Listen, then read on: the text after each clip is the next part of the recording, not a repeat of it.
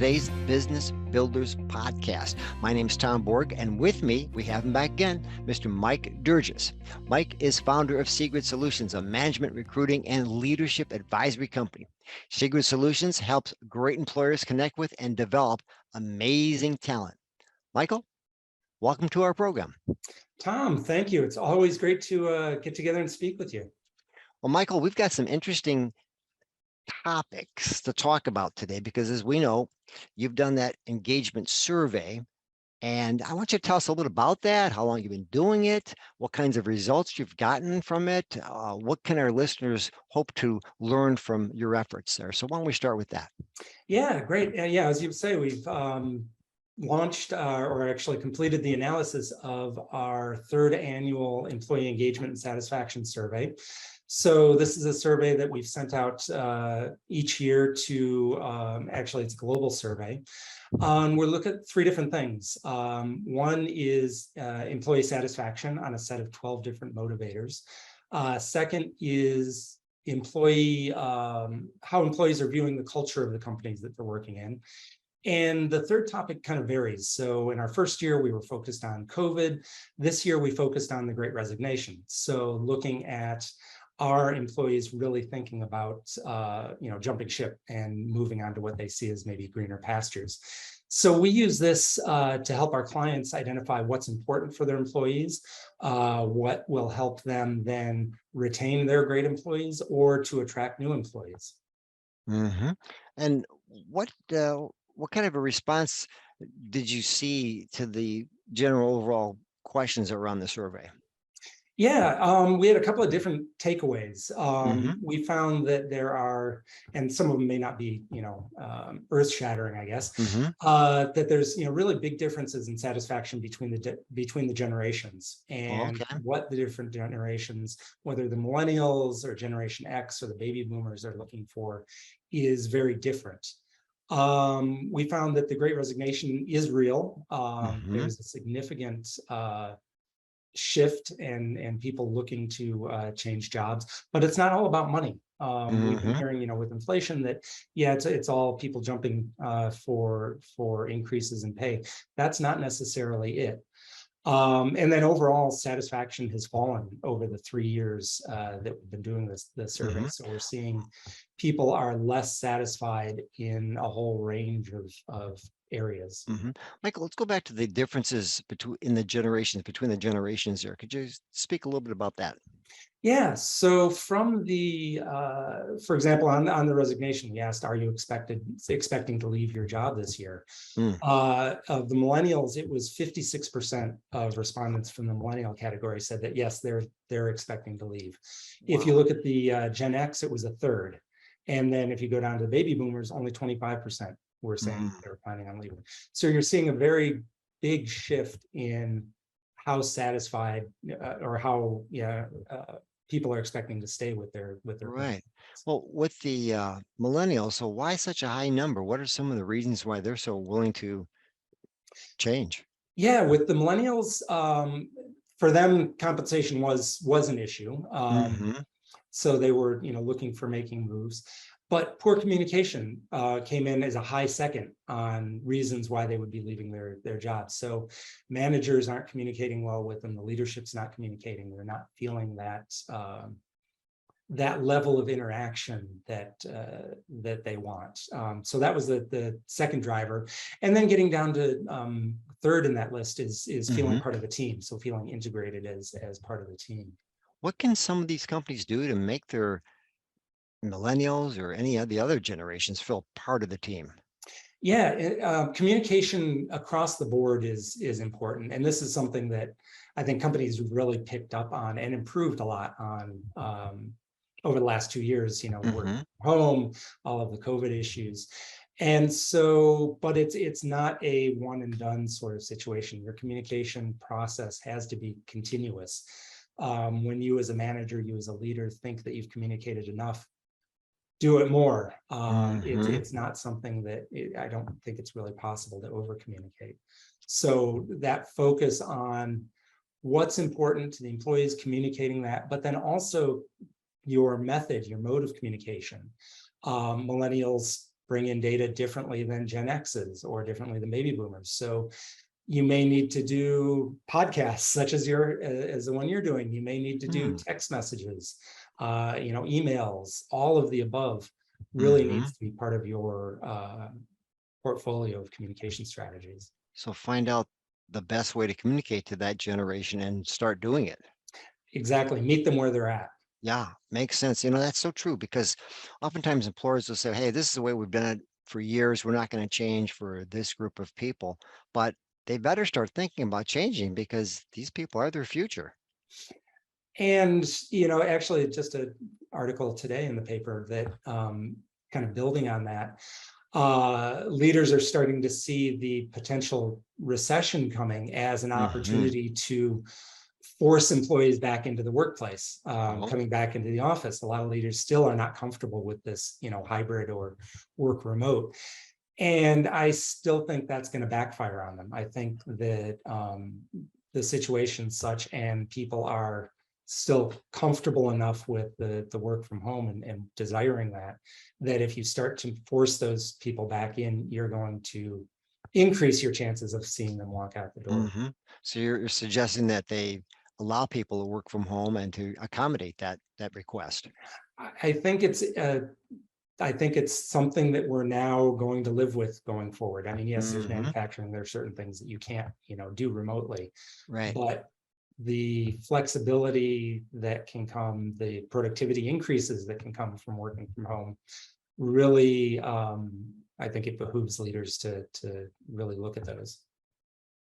Mike, one of the things you brought up in our previous discussion before we started the program today is that overall satisfaction has fallen in 2022. Could you speak to that? Yes, so we've seen in 2020, for example, 11 of our 12 motivators were in the green categories. So people were satisfied on the motivators that were most important to them. In 2021, that shifted, and it was about 2/3 in the green and 1/3 in the yellow. This year, only 3 of those motivators are green, and the rest are yellow, meaning that they're relatively important, but people are not feeling satisfied with them. Now, the ones that are green still are interesting. Job security. People are satisfied and comfortable with it where they are from the job security standpoint.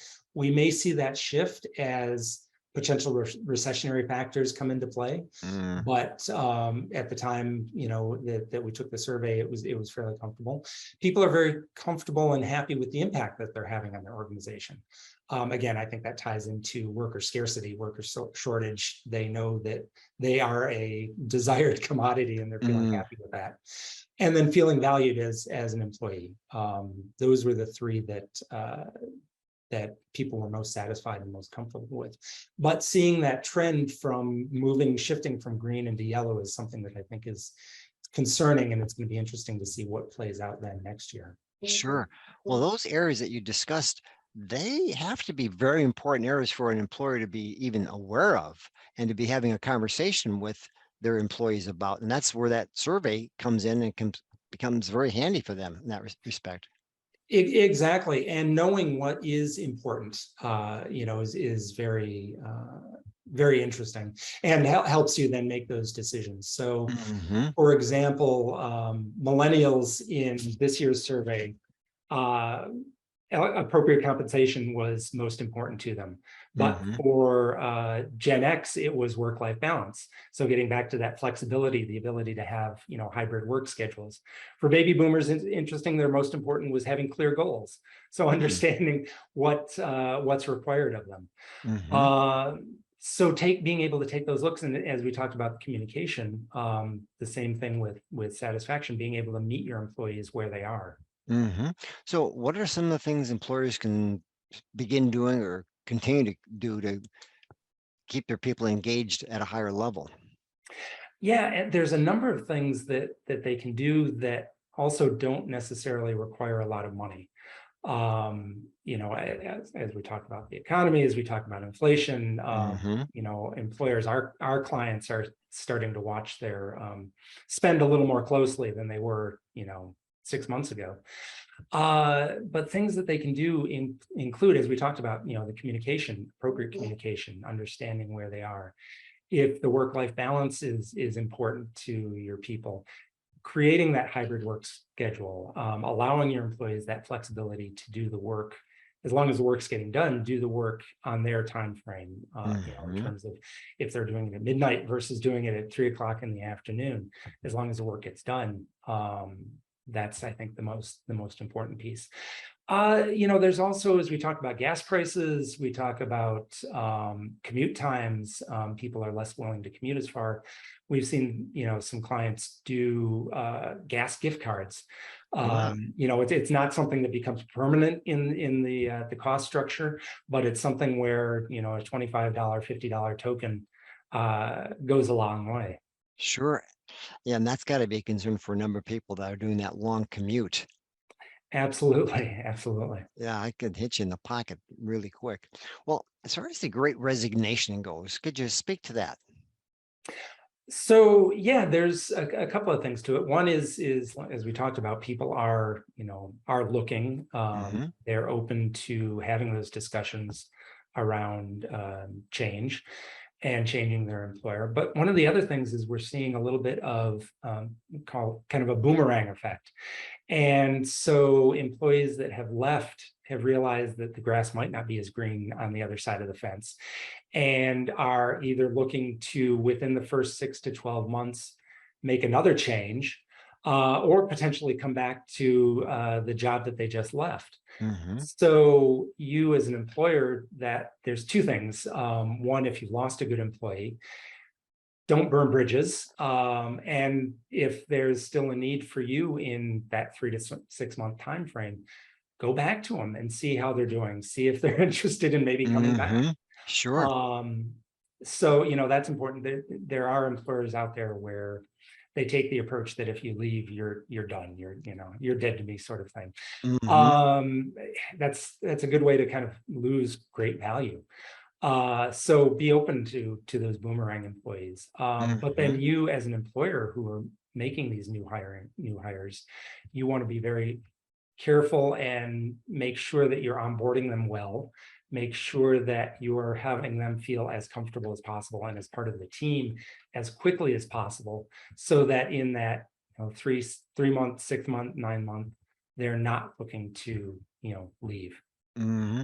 Absolutely. So not take for granted the fact that that new person needs just as much attention as anyone else in that organization to feel welcome, to feel part of the organization, to just get their feet planted, so to speak, so that they feel like they're a contributing member of the team and they also have a future.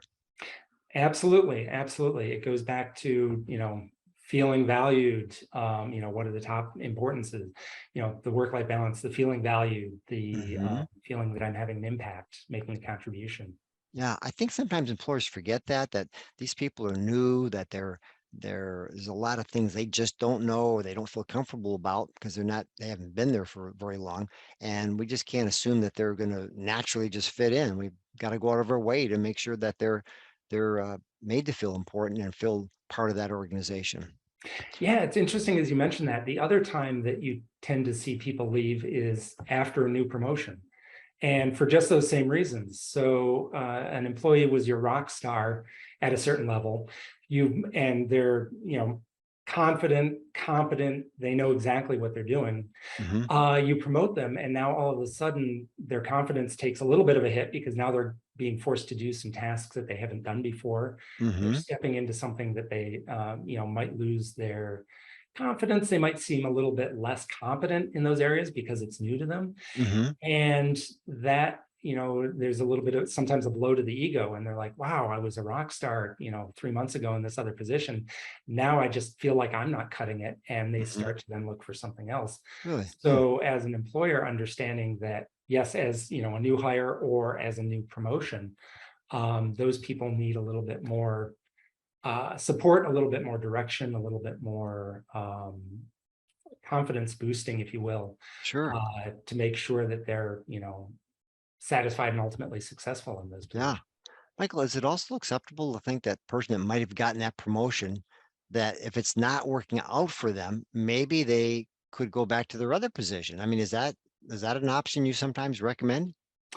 They could. You've got to massage the messaging in that, in Hmm. terms of, Jane was promoted up and now all of a sudden Jane's back in, her original position. Hmm. But I'd first focus on training. I'd focus Hmm. on, making sure that they have the tools Gotcha. and have the support to be successful, because obviously there was some reason you saw them, saw the potential to Hmm. promote them. Let's invest in that first. Hmm. Yeah, that makes sense because it is true. Sometimes people get promoted to a point where they're really not a good fit for that new position. And if it's not that, or do they need extra training like you're suggesting, or maybe mentoring from someone within the organization, that could be all part of that, I would think. Exactly, that mentoring, you as a boss, as a manager, your approach needs to shift a little bit. Hmm. When they're in that, just unconsciously competent phase, you can be supportive, Hmm. removing roadblocks, helping them, encouraging them. But when they move into this new position where they're maybe consciously incompetent, if you will, Hmm. they know what they don't know, and they're, kind of gaining their sea legs. It helps to be a little more directive in a sense. Here's how you can do it. Here's how I would do it. Here's what I do. Hmm. Maybe a little more prescriptive to help them gain that experience, Absolutely. and move them back into that segment of being unconsciously competent. That makes sense. Well, yeah, that makes so much sense because just assuming they're going to be successful in that new position because they've been so successful in that previous position, uh, that doesn't mean they don't need some coaching and mentoring and additional training because they just don't have that just yet. Exactly. And if I, as a leader, don't recognize that, all of a Mm-hmm. sudden I see my A player move down to a C, Mm-hmm. and it's not because they're not capable of doing it. It's just Mm-hmm. they haven't had that support to be able to do it successfully. Makes sense. Makes sense. All right. Well, something else we had wanted to put into our conversation today, that satisfaction. So the overall satisfaction has fallen across the motivators. Millennials are less satisfied than Gen X or boomers. Now, you mentioned some of that before. Anything else you want to add to that? No, I think it's really, again, taking advantage of understanding it. We've got, our clients come to us, and we'll do these surveys, for them to Hmm. help them understand within their specific organization where their strengths are, where their opportunities for improvement are, and also then compare it, whether it's, across industry, across the nation, to see what's important, where they can focus. The Hmm. other thing that we ask about is around corporate culture. So questions around communication, diversity, inclusion, Hmm. um, supportive leadership. And they're interesting. We've seen across the board just decreases, of, it's a 5-point scale, of between a half and a full point on each one of those, from last year to this year. So that culture aspect seems to have taken a hit over the last 12 months. What do you think has contributed to that happening, the culture taking a hit? Yeah, and I don't know if it's, the uncertainty of, the hybrid, the working from home, am I coming back to the office or Hmm. not? Possibly just the fact that even though we are trying to communicate as much as possible, um, the opportunities for communication, interpersonal communication, face to face, have decreased, since we've gone into the pandemic. That could have a role to play with it, but we haven't yet been able to dig into the details to understand, okay, what might be causing Hmm. that shift. It was interesting. We saw it kind of across the board. Right. Have you seen more and more companies do anything about that in terms of once they've heard about that information that came back from the survey, are they investing in training? Are they investing in some of these things to bolster some of their lower scores that they've seen happen? Yeah, absolutely. One of our clients actually, took the survey, had their employees take the survey. After we presented the results, within the next week or two, employee evaluation review time was coming up, Okay. and they used the results of the survey to, one, give employees feedback. Now, the survey is anonymous, Mhm. but they were able to give the employees feedback on what the organization's results were, but Gotcha. then use Mhm. that to open a dialogue with all of their employees individually about Mm. what's important to you. Mhm. What would you like to see us as leaders do? So they were able to really proactively take the results and implement it into their daily activities. And that makes sense. I mean, you just don't want to have a survey and say, okay, well, here are the results. What can we do with those results? That's critical.